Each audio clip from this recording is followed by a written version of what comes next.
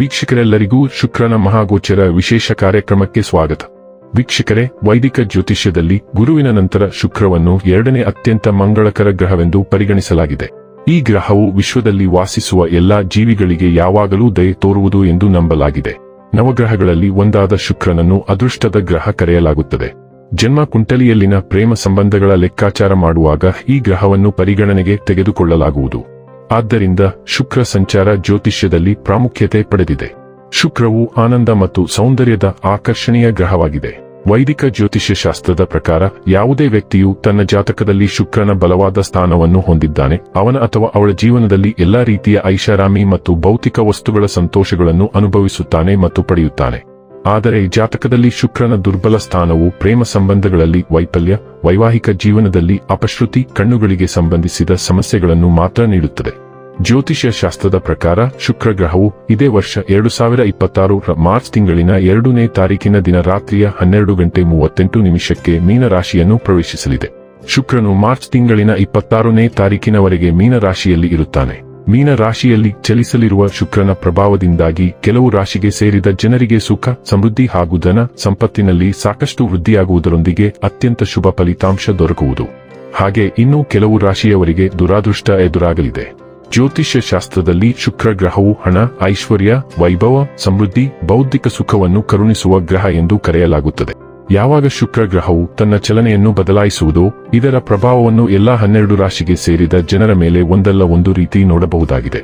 ಶುಕ್ರ ಗ್ರಹವು ಪ್ರತಿ 23 ರಿಂದ 27 ದಿನಗಳಿಗೆ ಒಮ್ಮೆ ತನ್ನ ಸಂಚಾರವನ್ನು ಬದಲಾಯಿಸುವುದು. ಶುಕ್ರನ ಪ್ರತಿಯೊಂದು ಸಂಚಾರವು ಜೀವನದಲ್ಲಿ ಮಹತ್ವಪೂರ್ಣವಾದ ಬದಲಾವಣೆಯನ್ನು ತರುವುದು ಎಂದು ಹೇಳಲಾಗುತ್ತದೆ. ಹಾಗಾದರೆ ಬನ್ನಿ, ಇಲ್ಲಿ ಶುಕ್ರನ ಮೀನ ರಾಶಿಯಲ್ಲಿ ಈ ಗೋಚರ ಇಲ್ಲಿ ಪ್ರತ್ಯೇಕವಾಗಿ ಧನು ರಾಶಿಯ ಜಾತಕದ ಪಾಲಿಗೆ ಹೇಗೆ ಸಾಬೀತಾಗಲಿದೆ, ಯಾವೆಲ್ಲ ಫಲಗಳು ಇಲ್ಲಿ ನಿಮಗೆ ಲಭಿಸಲಿವೆ ಮತ್ತು ಯಾವ ವಿಷಯವಾಗಿ ಇಲ್ಲಿ ನೀವು ವಿಶೇಷ ಎಚ್ಚರಿಕೆ ಹೊಂದಿರಬೇಕು ಅನ್ನೋದನ್ನ ನೋಡೋಣ. ಎಂದಿನಂತೆ ನಮ್ಮ ವಿನಂತಿ ಎಂದರೆ, ನೀವಿನ್ನೂ ನಮ್ಮ ಚಾನೆಲ್ ಅನ್ನ ಸಬ್ಸ್ಕ್ರೈಬ್ ಮಾಡಿಲ್ಲವೆಂದರೆ ದಯವಿಟ್ಟು ಈಗಲೇ ನಮ್ಮ ಚಾನೆಲ್ ಅನ್ನ ಸಬ್ಸ್ಕ್ರೈಬ್ ಮಾಡಿ. ಹಾಗೆ ನಿರಂತರ ವಿಡಿಯೋ ಅಪ್ಡೇಟ್ಸ್ಗಳಿಗಾಗಿ ತಪ್ಪದೇ ಪಕ್ಕದ ಬೆಲ್ ಐಕಾನ್ ಬಟನ್ ಕೂಡ ಕ್ಲಿಕ್ ಮಾಡಿ. ವಂಶ ಪಾರಂಪರ್ಯ ಜ್ಯೋತಿಷ್ಯರು ನಂಬರ್ 1 ವಶೀಕರಣ ಸ್ಪೆಷಲಿಸ್ಟ್. ವೃತ್ತಿ, ಉದ್ಯೋಗ, ಮದುವೆ, ಹಣಕಾಸಿನ ಸಮಸ್ಯೆ, ವ್ಯಾಪಾರ, ಆರೋಗ್ಯ ಸಮಸ್ಯೆಗಳಿಗೆ ಫೋನಿನ ಮೂಲಕ ಪರಿಹಾರ. ಹಿಂದೆ ಕರೆ ಮಾಡಿ. ವೀಕ್ಷಕರೇ, ಶುಕ್ರನ ವಿಶೇಷ ಅನುಗ್ರಹದಿಂದಾಗಿ ಧನು ರಾಶಿಗೆ ಸೇರಿದ ಜನರಿಗೆ ಈ ಮಾರ್ಚ್ ತಿಂಗಳಲ್ಲಿ ಸುಖ, ಸಮೃದ್ಧಿಯಲ್ಲಿ ಬಹಳಷ್ಟು ವೃದ್ಧಿಯಾಗುವುದು. ಹಾಗೆ ಈ ಅವಧಿಯಲ್ಲಿ ಧನು ರಾಶಿಗೆ ಸೇರಿದ ಜನರಿಗೆ ಹೊಸ ವಾಹನ ಅಥವಾ ಹೊಸ ಮನೆಯನ್ನು ಖರೀದಿಸುವ ಯೋಗ ದೊರಕುವುದು. ಜೊತೆಗೆ ಈ ಸಂದರ್ಭದಲ್ಲಿ ನಿಮ್ಮ ಮನೆಯಲ್ಲಿ ಸುಖಮಯವಾದ ವಾತಾವರಣವಿರಲಿದೆ.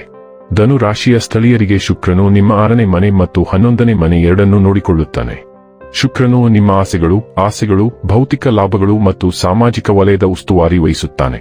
ಗುರುವಿನ ಮೇಲಿನ ದ್ವೇಷದ ಹೊರತಾಗಿಯೂ ನಿಮ್ಮ ಲಗ್ನಾಧಿಪತಿ ಶುಕ್ರನು ನಿಮ್ಮ 4ನೇ ಮನೆಯ ಮೂಲಕ ಹಾದು ಹೋಗುತ್ತಾನೆ. ಮೀನ ರಾಶಿಯಲ್ಲಿ ಈ ಶುಕ್ರನ ಸಂಚಾರವು ಹೆಚ್ಚು ಅನುಕೂಲಕರವಾಗಿರುತ್ತದೆ ಎಂದು ತೋರುತ್ತಿದೆ. ಈ ಸಂಚಾರದಿಂದ ಕಾರು ಖರೀದಿಸುವ ಅವಕಾಶ ಸೃಷ್ಟಿಯಾಗುತ್ತಿದೆ. ಈ ಸಂಚಾರವು ವಾಸ್ತುಶಿಲ್ಪಿಗಳು, ಒಳಾಂಗಣ ವಿನ್ಯಾಸಕರು, ಮಾರಾಟಗಾರರು ಅಥವಾ ಕಾರುಗಳು, ಗೃಹೋಪಯೋಗಿ ವಸ್ತುಗಳು ಅಥವಾ ರಿಯಲ್ ಎಸ್ಟೇಟ್ ಖರೀದಿದಾರರಾಗಿ ಕೆಲಸ ಮಾಡುವವರಿಗೆ ಗಣನೀಯ ಬೆಳವಣಿಗೆಯನ್ನು ಪ್ರತಿನಿಧಿಸುತ್ತದೆ. ಇದರರ್ಥ ನೀವು ಪ್ರೀತಿಪಾತ್ರರನ್ನು ನಿಮ್ಮ ಮನೆಗೆ ಆಹ್ವಾನಿಸಬಹುದು. ಇದರಿಂದ ನೀವು ಸಂತೋಷದ ನಿಜವಾದ ಅರ್ಥವನ್ನು ಆನಂದಿಸಬಹುದು. ಈ ಪ್ರಯಾಣದ ಸಮಯದಲ್ಲಿ ನೀವು ನಿಮ್ಮ ದೇಶೀಯ ಜೀವನವನ್ನು ಆನಂದಿಸುವಿರಿ, ಬೆಂಬಲವನ್ನು ಪಡೆಯುತ್ತೀರಿ ಮತ್ತು ನಿಮ್ಮ ತಾಯಿಯೊಂದಿಗೆ ಸಮಯ ಕಳೆಯುವಿರಿ. ಇನ್ನು ಕೊನೆಯದಾಗಿ ಈ ದಿನಗಳಂದು ಮಾಡಿಕೊಳ್ಳಬೇಕಾದ ಉಪಾಯಗಳ ಕುರಿತು ನೋಡುವುದಾದರೆ, ನಿಮ್ಮ ತಾಯಿ ಮತ್ತು ಕುಟುಂಬದ ಎಲ್ಲಾ ಮಹಿಳೆಯರನ್ನು ಗೌರವಿಸಿ, ಲಕ್ಷ್ಮೀ ಮಾತೆಯನ್ನು ಪೂಜಿಸಿ.